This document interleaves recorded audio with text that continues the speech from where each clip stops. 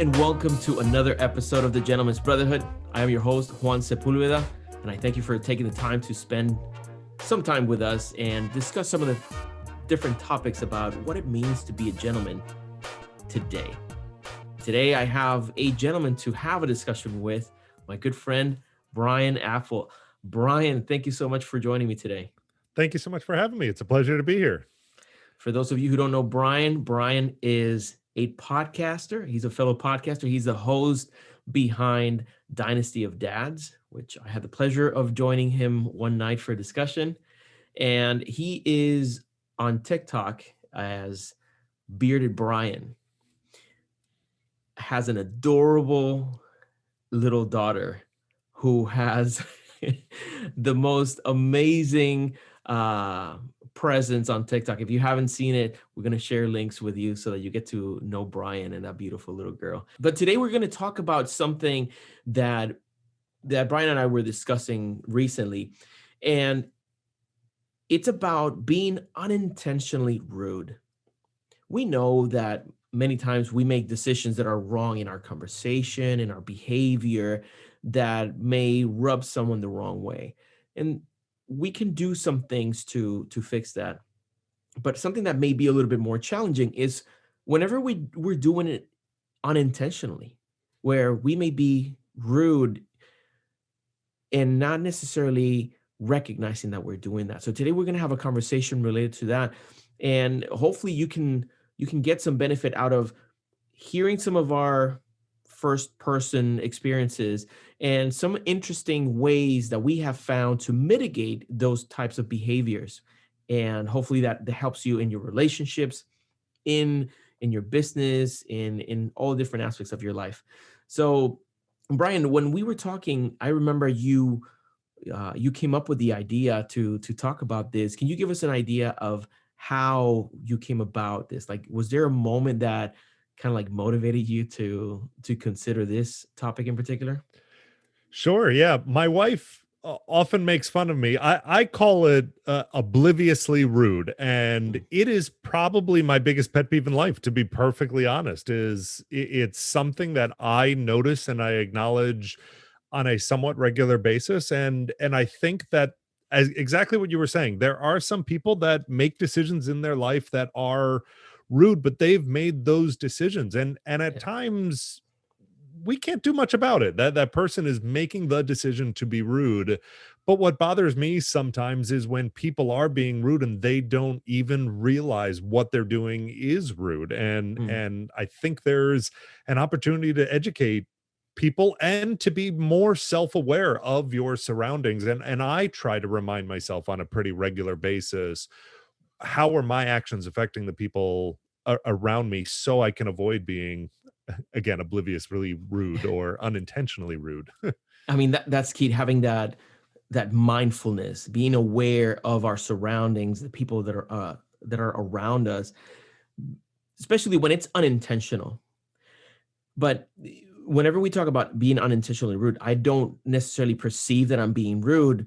Many times it comes out of ignorance for certain unspoken rules or certain Sure. traditions.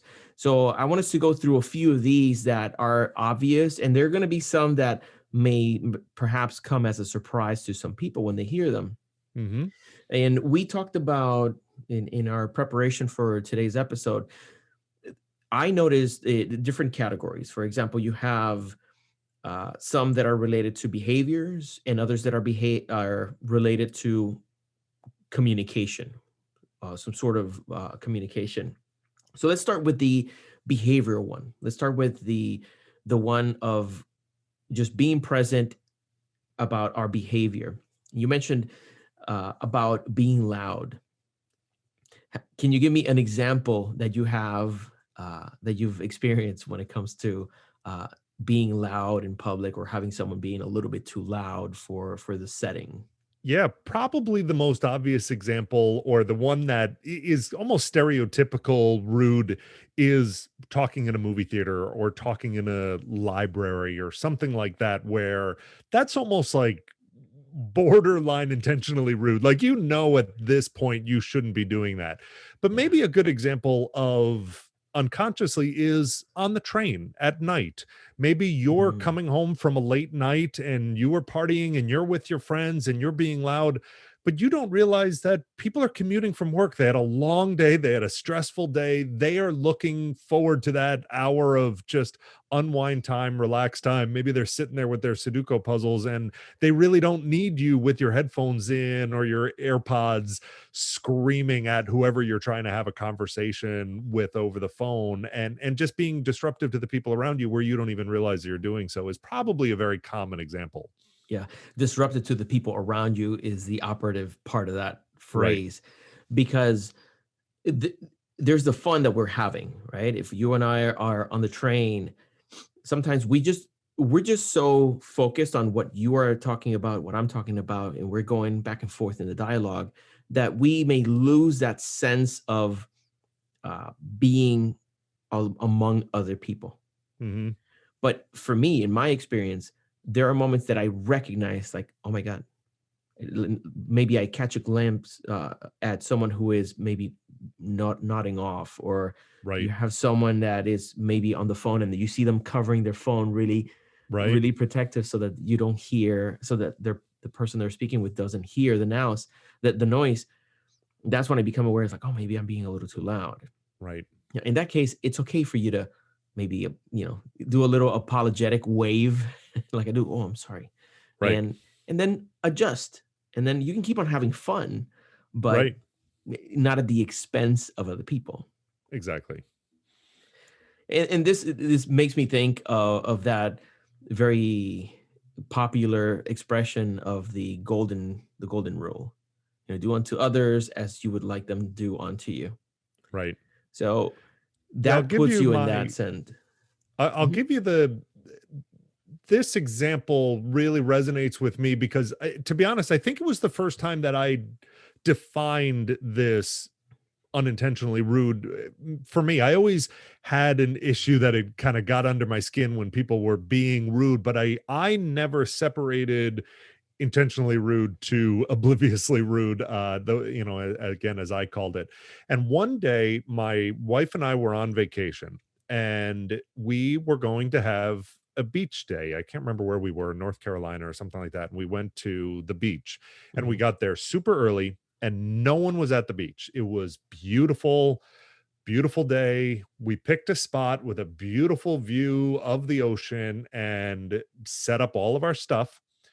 The second family ended up getting there and set up their stuff directly in front of us because they saw that it is a beautiful view. It was a perfect spot. The wind was blowing and it blocked some things around you, that it was a perfect spot to sit on the beach. And that's why we picked it. And that's why they picked it. And the challenge was they were just walking down the beach and found this beautiful spot and started putting their umbrella and Mm. put it right in front of our view. And they just genuinely didn't know that they were being rude. They just were so in their little bubble that they didn't even realize that there was someone sitting behind them. And my wife and I are sitting there and my wife was like, let's just move down. And I'm like, that's not the point. Yeah. And I actually had to say something to them. And I'm like, excuse me, we were here first. And so I tried to, at first I wanted to yell at them. And then I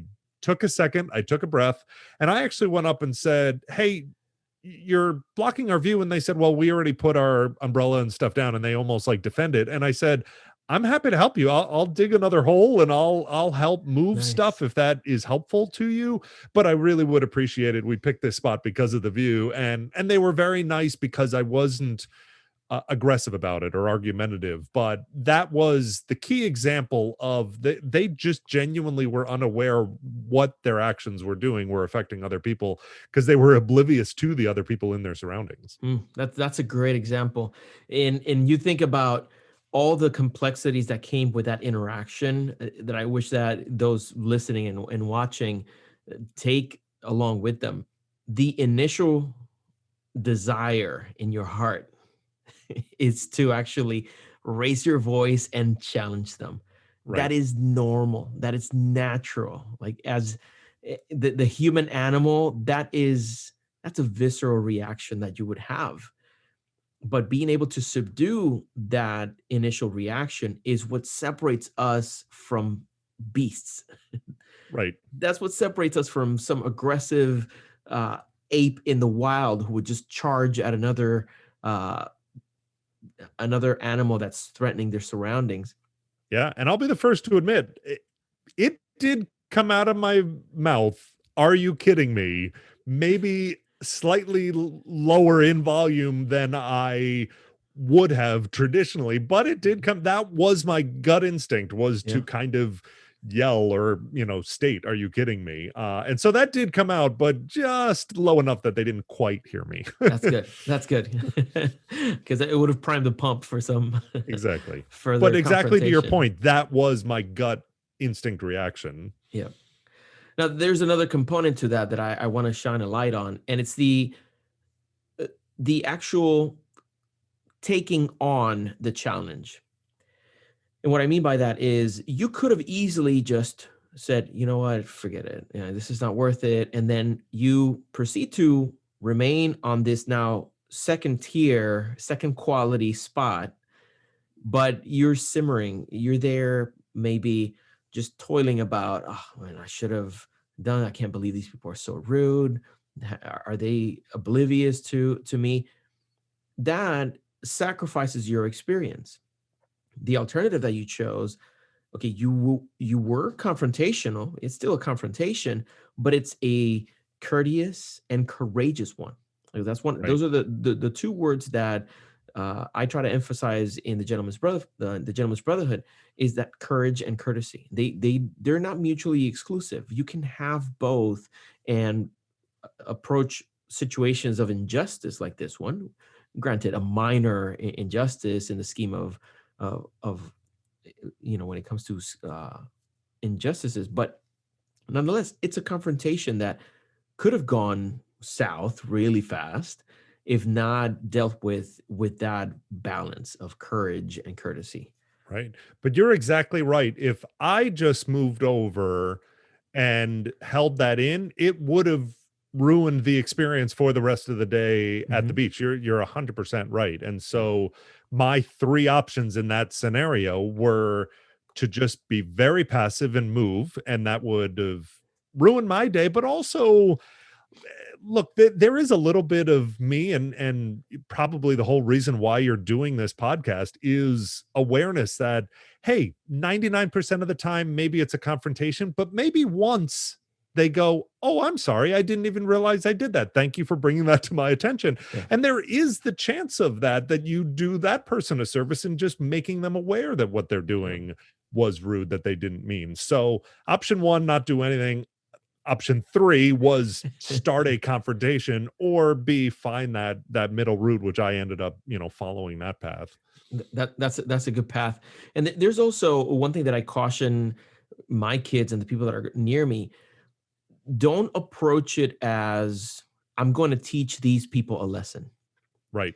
because it seldom works. It normally is, people perceive any kind of interjection like that as an attack, and they react accordingly. They defend themselves, like you were mentioning. Right. They put up some sort of explanation, or they'll give an excuse, or they'll figure out how to push back against your interaction. But what I try to encourage my kids: don't think that you are teaching these people how to be nice, especially if it's grown-ups.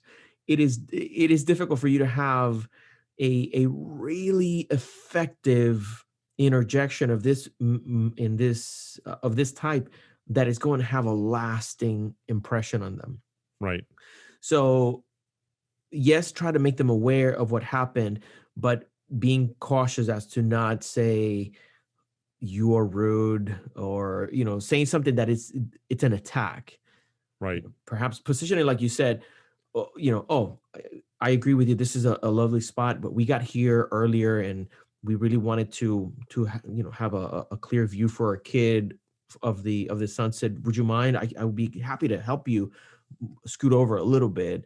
Right. And that tactful approach, I think, was very effective, so I commend you on that.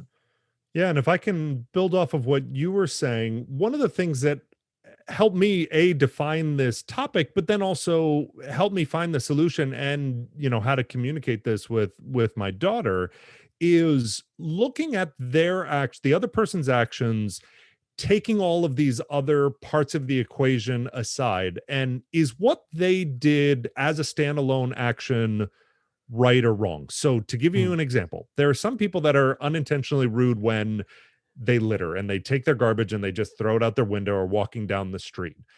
They may not be realize what they're doing is wrong or rude, but even their action is still wrong. mhm, Versus that woman that sat in front of me out of the equation, she just walked down the beach, found a perfect spot, and sat down. So, mm, taking me out of the equation, she didn't do anything wrong.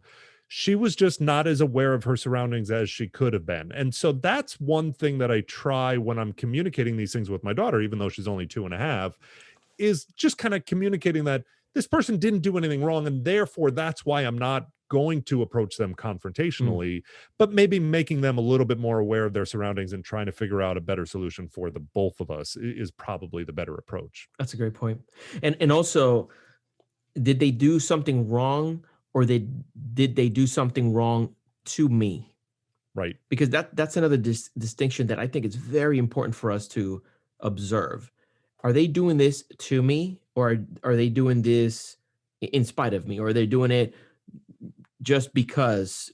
Because the majority of the time, people are acting in a rude way or in an inconsiderate way, but it is for their own gain and not necessarily for your own, not for your detriment. Does that make Right. sense? Absolutely. So assigning an intention is very, very dangerous when it comes to your perception, because then you see it as an attack on you, as opposed to this is just an oversight on their part. Exactly. And that helps you, seeing that distinction helps you then in your approach, instead of you coming in as a retaliation or some sort of um, defense or counter attack. Now your approach is more of a, oh, they didn't notice, Exactly. let me help them better. So that's a very good example. I'm glad that you touched on that. Now, moving on to the aspect of communication, I want to delve a little deeper when it comes to that. There are moments in which people either employ grammatical tools or rhetorical approaches that could be perceived as rude, and I wanted for us to talk a little bit about this, especially since when I was doing some research, I came across an individual who went to a forum, a very popular one, and started saying, I noticed that I continue to find myself in situations where I'm either offending or I am being perceived as rude when communicating with people. And he really was oblivious as to the root cause for it. And in the dialogue, in the back and forth with the other participants, they they pinpointed the fact that he tries to use sarcasm and um, sarcasm, excuse me, sarcasm mainly, but almost as in jest, trying to Right. be funny. Right. And I want us to explore that a little bit, because sarcasm can be a very useful uh, rhetorical tool for comedy, perhaps for having some sort of fun interaction or playful um, dynamic in a conversation. But it really lends itself for misinterpretation. It lends itself for a lot of different problems in conversation. Would you agree? Absolutely. And it sarcasm to the point where someone genuinely can't understand and appreciate whether you're being sarcastic or not. Or I'm sure we all have that. I have a uncle. I'm sure he's not going to be listening to this, so I'm allowed to call him out. But he is so much a jokester to the point that you genuinely can never know when he's being serious or taking, Mm, or being sarcastic or not. And I know there's an extreme example of, if anyone is a fan of the Big Bang Theory, that Sheldon genuinely can't understand sarcasm. And they do that as a joke. But, there's certain, whether it be ADD or, some other things that mhm, genuinely have a hard time differentiating mhm. sarcasm versus not, and being self-aware and being cognizant of those surroundings, that someone may not know you're being sarcastic and really take it the wrong way. That's very true. Part of the what I was reading on that dialogue, somebody asked um, if he had taken a test to see if he was in the spectrum when it came to autism, Asperger's, Yeah, or something like that. Because for people that have that, it may be more challenging to differentiate between sarcasm or straight straight up absolutely. rudeness. Uh, so one of the things that I wanted to encourage people is to, if you're struggling with some of these kind of confrontations or moments in which you feel like, oh, you know what, they didn't get it and they didn't understand what I tried to say. If you find yourself often in that circumstance, it may be a good idea for you to try to read individuals better. And the way that I describe it is to get to know your audience. Whenever you're doing public speaking, for example, I really enjoy the art and science of public speaking. One of the very first things that you're supposed to do is to figure out, who are you talking to, Hmm. understanding who your audience is. And in many instances, you don't have an introduction to what this individual likes, what this individual's preferences are in topic. So you're exploring as you're getting to know the individual. So employing sarcasm may be something that you want to hold off until you've gotten to know the individual better, or at least until you have enough of an indication that they're okay with those kinds of comments and jokes, and then Right. you can more comfortably proceed. Right.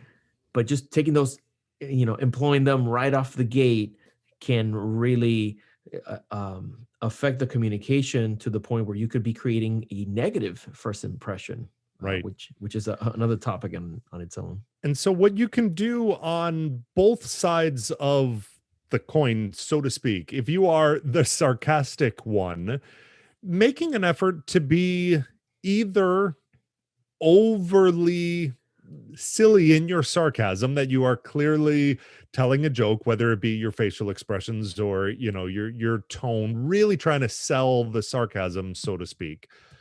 Or secondly, just with a follow-up of blah blah blah, nah, just kidding, or something like that. Just being cognizant and acknowledging that sarcasm, it doesn't belittle the joke, and you're always better off just leaning on that side of caution. And then on the receiving side of things, one of the things that I've noticed, and this goes with sarcasm, but really across the board in communication, if you don't acknowledge a uncomfort in a conversation early, however you define that discomfort, then it's going to be so much harder to bring up that later on. Yeah. That if you're playing along with the sarcasm, even if you don't get it, then that relationship, especially if it's someone that you're going to have continued conversations with, Mhm. it's going to be harder and harder to then bring up your uncomfort, because they're going to be like, what do you mean? We've been joking around for months, and so politely just saying, wait, I'm sorry, are you serious, or are you just joking? And just acknowledging it kind of early. Then Mhm. you give the other person, oh yeah, yeah, I was just kidding, or no, I'm serious, do you want X, Y, and Z?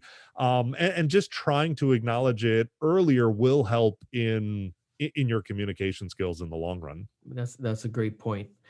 There's another aspect of that I've come across very often, and it's the double entendre. Someone who has a double meaning to what they're saying, and sometimes is an off-colored kind of joke or something that may be inappropriate in the presence of someone older, or perhaps if it's the guys and then one of the wives is nearby, you may want to be cautious in in this kind of communication. Right. I actually have a close friend who in many occasions has embarrassed me because he'll say something like that in a double entendre in front of people that I wouldn't do it. So Right. it makes me have that. Uh, I don't know if there's a word for it in English, but in Spanish we call it pena ajena, or um, it's someone else's shame. It's like I'm Yep. suffering shame for them, Right. and I know I've mentioned it to him. I said, "Oh my god, I can't believe you said that," because we're very close. So in the middle, I won't embarrass him. Of course, I won't say something at the moment and put him on the spot. But afterwards, I would pull him aside. I'm like, "Oh my god, are you crazy? Like, why would you say that in front of her, Right. or in front of your friend's mom, or making a joke about the mom?" It's like you Right. lost your mind, man. Right. You got to be And careful with that. and I know we briefly talked about this when you were actually on my podcast, but it sounds like a silly thing, but especially being more and more cognizant how much digital communication plays a role in our lives, and especially as parents now, Mhm. that the reading of body language and facial expressions and stuff has changed dramatically because Mm. of digital communication. And I've talked about this quite a lot on my podcast, but there was a comedian that made a joke about it, but it really resonated with me that when we were growing up as kids, you would tease someone to their face, or say haha you're fat or you're ugly, and you would see that facial expression or their body language Yeah. that clearly it affected them negatively, Mhm. and you learn from that experience of, ooh, that didn't feel good, making someone else not feel good, maybe I shouldn't do that again. But what Mhm. happens in modern day, and we can talk all about social bullying and digital bullying and stuff, but the exact opposite experience happens now. Mhm. That, let's say you're sitting around with your friends and there's a kid in school that no one likes, and you say, "Oh, you should text him and just say, haha, you're fat," or, oh, we got this kid's number. Let's say no one likes you. And then you send that text. And now all of your friends are like, I can't believe you did that. That was so funny. Oh my gosh. Mhm. And it's a positive experience for you. Now all of you and Mhm. your friends are laughing, and it sounds like a little thing, but you're now losing that experience of seeing what that is doing to the person on the receiving side. And Yeah. being cognizant of that sounds like, oh yeah, but you still know you're being rude. Our kids may not. They may not realize that these are, our kids may go, oh, they know we were just kidding. And it was like, yeah, but do they? And Mhm. even if they do know you're kidding, did it still feel good? Maybe, Exactly. maybe not. And unfortunately, we don't know that information because we don't have that facial expression or body language information to rely on. So it's something that we have to be overly cognizant about with our digital communication. True. And I think that such a big part of being a gentleman has to do with empathy. It has to Absolutely. do with being able to put yourself in the shoes of someone else, to be able to understand what they may be going through, what they may be feeling. I think that unlocks a lot of positive behaviors from a man. It, Absolutely. you know, as a gentleman, I truly believe that my boys should try to be as strong as they could be when they grow up, physically, emotionally, spiritually.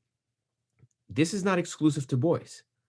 I'm sure that you feel the same way about your girl. You want her to be 100%. strong physically, mentally, and emotionally. And all of these desires are not so that they can dominate someone else or hurt them, overpower them. This is so that they can stand on their own 2 feet and be exemplary. Right. And I think a big part of instilling empathy in children is pointing out the differences in the power dynamics. I could hurt you, but I don't. Right. They see how muscular I am. Maybe I'm over maybe I'm over. I was going to say, it looks like you've been hitting the gym quite a bit on this quarantine, but They know how swole I am. right, right. But that doesn't mean that now at any moment of anger, now I could use this power dynamic to suppress them or to hurt them. They need to be informed of that. Okay, there's a difference here. You are bigger than him. You Right. need to be cautious of how you grapple with him, or Hmm. you need to be, what you just said over there. It was not nice. It might have been right, but it wasn't nice. Right. And being able to accentuate that so that they can see how they're behaving. I recently read, this gentleman was talking about how he helps his children apologize. And I loved how he described it. He said, I don't force my children to apologize. I don't tell them, no, you have to go over there now and say you're sorry, because that's the right thing to do. He instead has a different approach where he starts asking questions of the children so that they come to the conclusion on their own. Right. And among those questions, they say, okay, when you said, you're slower than a turtle, how do you think he interpreted that? And they may answer you very genuinely and tell you, well, that they're being slow. Yeah, but how do you think they felt whenever you said that? Maybe they felt a little uncomfortable because of this. Now, do you think that helps your relationship, or do you think it hurts the relationship? And you continue down that road asking questions that are going to help them come to the conclusion, what I did was wrong. How I made that individual feel was not good. I can do better. And then you can say, wouldn't you think it'd be nice if you go over there and say that you're sorry? Once you've asked enough questions to really uncover that, yes, they finally understood, yeah, that was not right. Right. I love that approach because it's not you forcing the child to actually perform a very complex emotional maneuver. Right. Here, you're helping them navigate their own path to having that empathy. Right. And communicating, we talked about, if the problem is being unaware of your surroundings, then the simple solution is communicating and adding that awareness. And I'll Mhm. give you another very quick example. That I was at the zoo with my daughter and my wife, and there was a petting zoo area. And at the end of the petting zoo, obviously, there was an area to wash your hands because you Mhm. got all the slime and the food and stuff. So I'm there washing my hands and I'm drying them. I'm done. I'm almost about to leave, and I'm just doing a last rinse. And another mother and daughter come up, and the mother goes, "All right, wash your hands." And then she's on her cell phone, texting or whatever while the daughter washes her hands. And so she takes her hands and puts them over mine. It was just like a communal thing. And all of her goat spit and food and stuff goes right on my hands that I Oh was boy. about to be rinsing and going. Now, look, again, going back to that, did that kid do anything wrong? Yeah. No, they were just washing their hands. It was a communal sink, Mhm. not that big of a deal. I did have a problem with the mother not being cognizant of her surroundings and just being on her Yeah. phone and not, kind of taking ownership of the kids' actions. Mhm. But I actually used that example as a teaching lesson for my daughter. And I pulled that over and I said, "Did you notice anything a little weird over there?" And she was like, "No, what?" And I said, "Did you see that little girl that as I was, washing my hands, she just kind of jumped in front of me?" And she was like, "Yeah." And I said, "What do you think about that?" And we just had a conversation, exactly what you were saying, and just making her more aware of that scenario. In that, the bottom line and the element that I wanted her to get out of it Yeah. was that girl didn't do anything wrong. There's Mhm. nothing to be mad about her. And I obviously didn't mention the mother; she wouldn't get that. But Yeah. being cognizant of, like, hey, if that's you, being cognizant of the other people, that make sure that they're done and they're leaving, or if they're in the process of washing their hands, or if they were there first, maybe it's their turn, and when they're done, then it's your turn. And Mhm. we teach taking turns, or sharing beyond just toys. It's life. Mhm. It's, if you're waiting in line and there's someone in front of you, that's taking turns, and it's their turn. They were there first. And so we try to, even though she's again only 2.5, that whole concept of sharing and taking turns, and hey, that's not yours, give it back. Mhm. Being cognizant of those surroundings is very important, because more often than not, you've raised kids. How many times do kids walk up to a toy that's on the floor, and your kid walks up, and kid B turns his head for a second, and then your daughter takes the toy? And maybe Yep. it's an older kid, that then that parent goes, "Oh no, it's okay. He was done with it." And I go, "No, that's not the point. Thank you. I appreciate it. But Yep. honey, give that back, or just, can you go up and say, are you done with this, or whatever?" I want to use that Mhm. scenario as a teaching lesson for my daughter. So even that other parent that's really nice, of like, "Oh no, it's okay. He's older," or, "Jimmy, don't worry, let her play with it for a while." I know why that other parent is doing it, and I'm very appreciative of that. But I actually like saying, "No, your kid Yeah. was playing with it. My daughter is going to give it back." Then if he wants to give it to her and say, "No, I'm done. You can play with it," that's his decision. Yeah. But it is not your place to just go up and take it. And so I love those little Yeah. learning lessons and teaching lessons that we can instill. It does just make them more aware of their surroundings, which is the whole point. Yeah, and they have a sense for justice. Right. Kids at a very early age, they understand what is just and what isn't.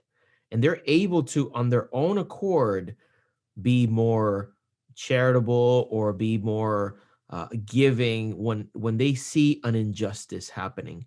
But there are some injustices that are very subtle that you may just completely miss and not understand.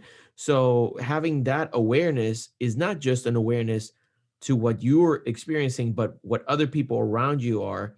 And if you can help them notice them, even better. Exactly.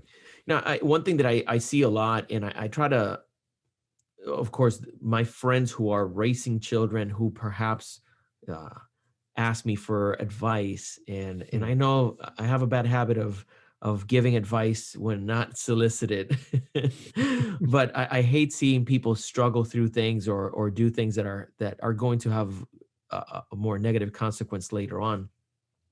But is that fact of trying to teach only in the moment of a negative confrontation. I try to well, it's a very effective method for you to have a positive reinforcement whenever you see a behavior that you want to encourage uh, emulation of.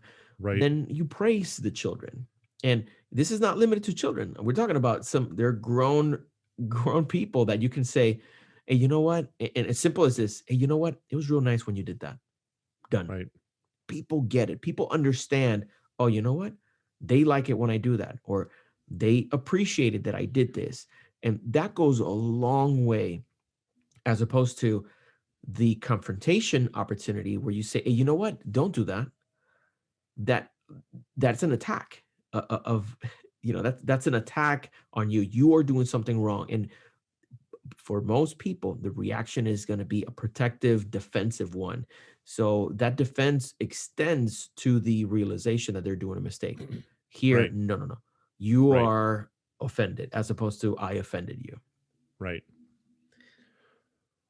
One of the other solutions that I try to work on, to your point, is redefining. There is a fine balance between ultimatums and decision making. And I try to change, there's a lot of studies and research that goes into giving your kids ultimatums is bad. But I look at it like allowing my daughter to make decisions, and understanding that there are consequences. So a little thing, for example, if I'm trying to put her to bed and it's time to put on her PJs and she's watching, a movie, sometimes she'll like, "No, I just want to watch the movie," and she'll get upset. And so your instinct is give an ultimatum of put your PJs on, or I'm turning off this movie. Hmm.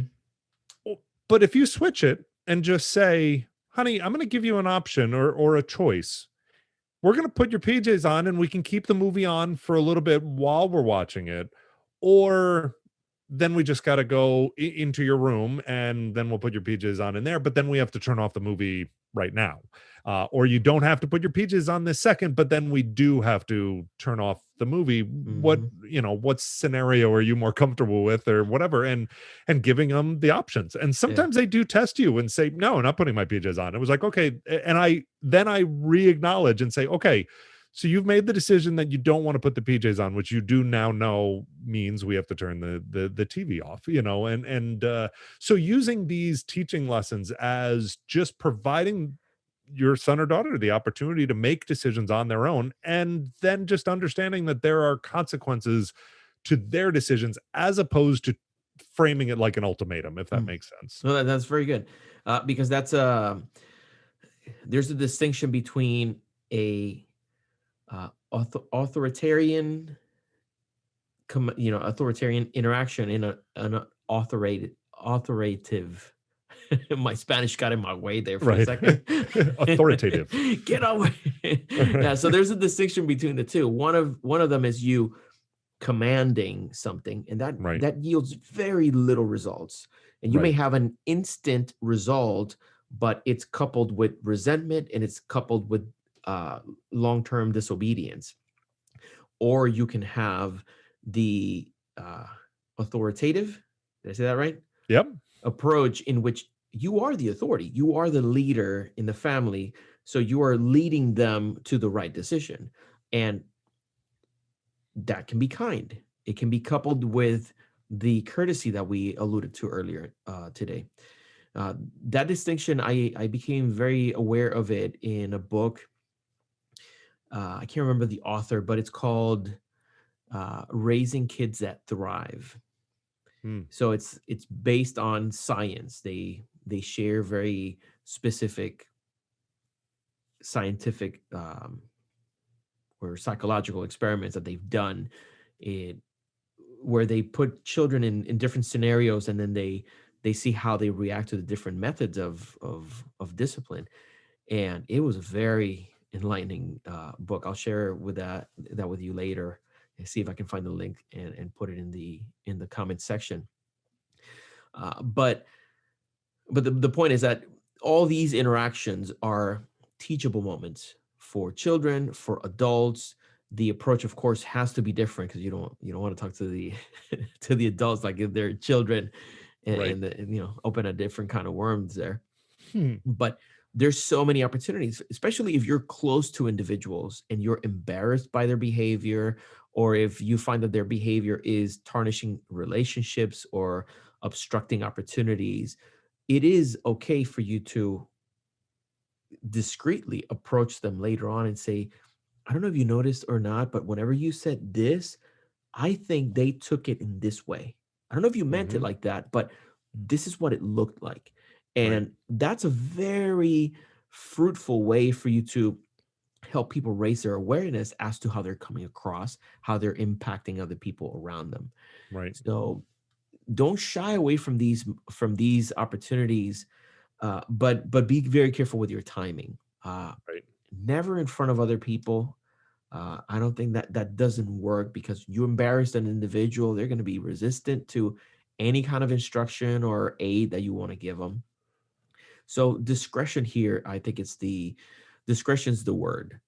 Right. Take him aside. He's like, I don't know if you noticed that, but when you mentioned this, I think they took it like that. Right. That may give them an opportunity where they were unintentionally rude. Now they have in their hands the option of mending that situation, perhaps approaching the individual, apologizing or clarifying. And this can, save a lot of trouble in the long run. Right. You also mentioned earlier that I want to circle back on because it fits so perfectly with what you were saying.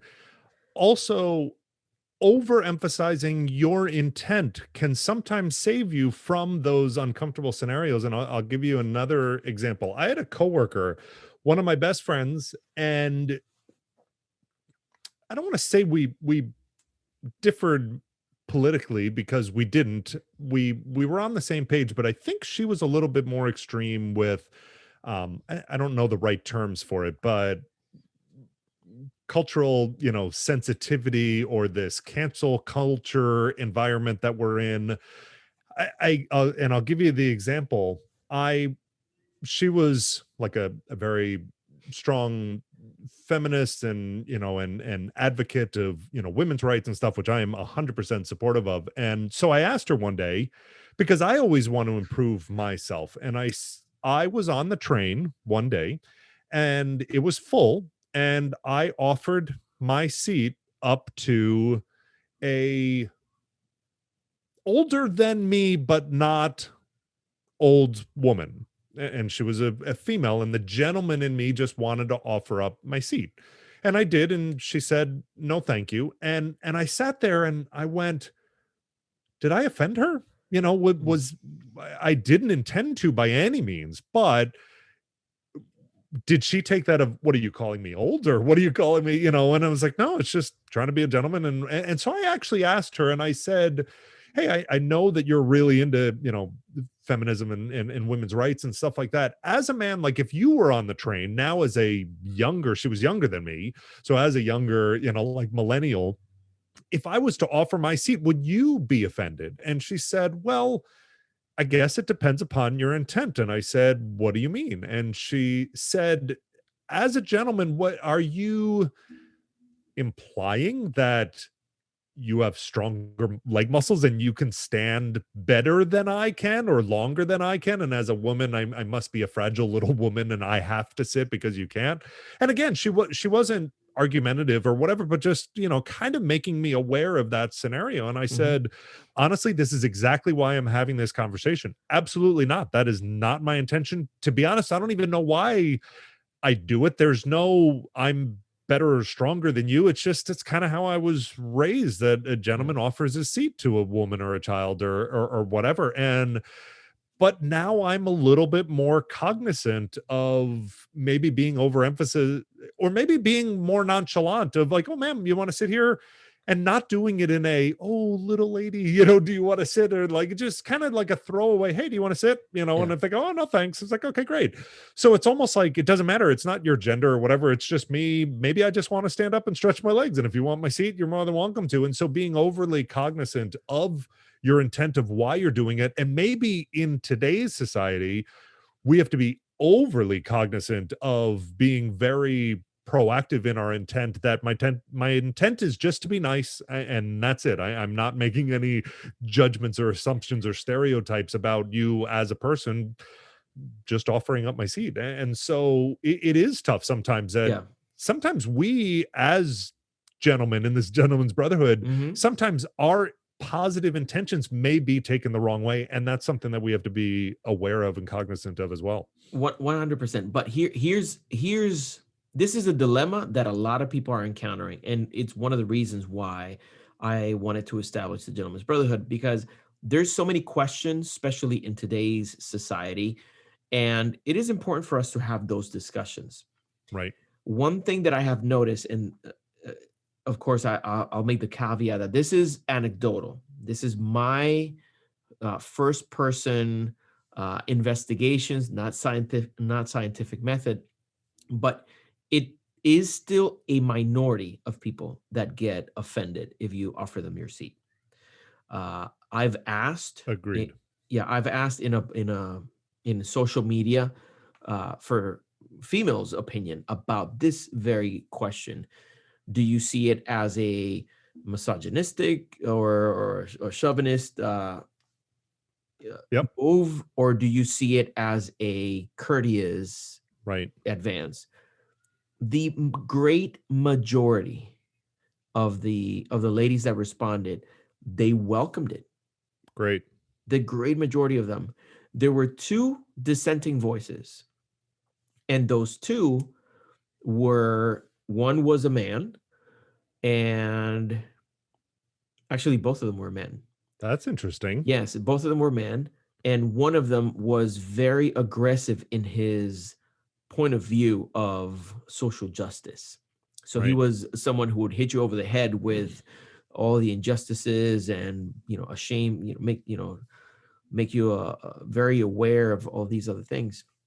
But the females were answering saying, don't answer for me. I see it as this. So, and I had a conversation with a lady one time where she was offended about the fact that I had the gentleman's brotherhood. She felt that that was on its own Right. offensive. But I think we live in a complex world, and we have no less men today than we had 50 years ago, but we seem to have less of a dialogue when it comes to what it really means to be a man today.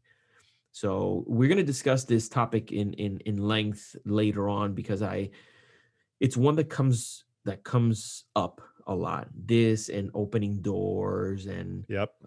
saying ladies first or something like that. Right. Some of this comes with some cultural and social baggage. Some of this is um, something that's just tradition, and there may be no necessary reason to perpetuate it. But I think it's definitely a conversation that we should have. But when the other thing I wanted to say about the intent, just like in the court of law, in real life scenarios, deciphering intent or proving intent is incredibly difficult. Right. It's virtually impossible. Right. And just imagine if now you have a preamble to every courteous uh, gesture, just in the case that you are uh, offering it to someone who could be offended. I think that may not be the best approach, because now you are it's like putting a disclaimer before Right. doing anything good, just because there may be that one or two people that may not like it. Right. So I think if you genuinely wanted to offer your seat, I think you still do so. Don't make a big Agreed. deal out of it. Agreed. uh, but I don't think that having some sort of clarifying preamble Agreed. to it could be good. But I love, I mean, there's many scenarios we could continue this conversation for longer, but I want to be respectful of your time. I do appreciate the value that you've brought to the Gentleman's Brotherhood in this conversation. There's a lot to digest here that we can put to practice in our daily lives. I know you to be a gentleman, and I'm the better for knowing you. And I thank you for being here in the show with us today. I appreciate that, brother. And same here. I look forward to this podcast whenever it comes out. And I think the most important thing, which is why you're doing this whole podcast, is just self-reflection on all of these things that hopefully someone takes away. To be honest, I'll give you one last little snippet. When I was doing a little bit of research for this episode, one of the things that I am so guilty of is being bad at responding to friends' texts and emails. Because what happens a lot is someone will text me while I'm at work and I'm busy at work, and I go, oh, I'll respond to them later. And then I forget. And one of my very close friends said these exact words: Brian's phone is where texts go to die, because they just go and they disappear. And I often took that kind of as a joke and stuff. But then when I was doing the research on this topic, that was a strong bullet of, do you Mm, do this? And this is a great example of being unintentionally rude. You are not yeah. intentionally, I am not intentionally ignoring my friends, Yeah. but now it opened up a whole new perspective reading this article. And the only reason why I bring that up is this is what this podcast is all about, in my opinion, is self-awareness. And Yeah. I earned it even talking about this topic and doing the research. And I love so that. hopefully everyone that listens is constantly just reevaluating themselves and just being a little bit more cognizant in these topics. So please keep doing what you're doing. I love this Thank you. podcast, and it was such an honor to be here. Thank you for having me. Oh, thank you so very much. In before we go, I'm glad that you brought that up, because I I've also suffer from some of that crypto message, uh, where and it's the same scenario. I cannot respond to that right now, so I'll do it later.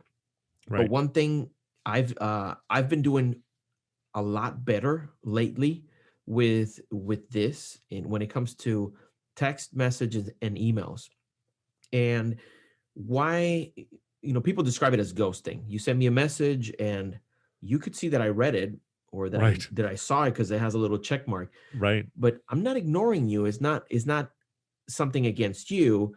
It's like, this is not the right time. And especially like for us, we have the children. There's a lot of things that happen in our families that we don't want to use them as an excuse, but I received the message, and then later on, what happened?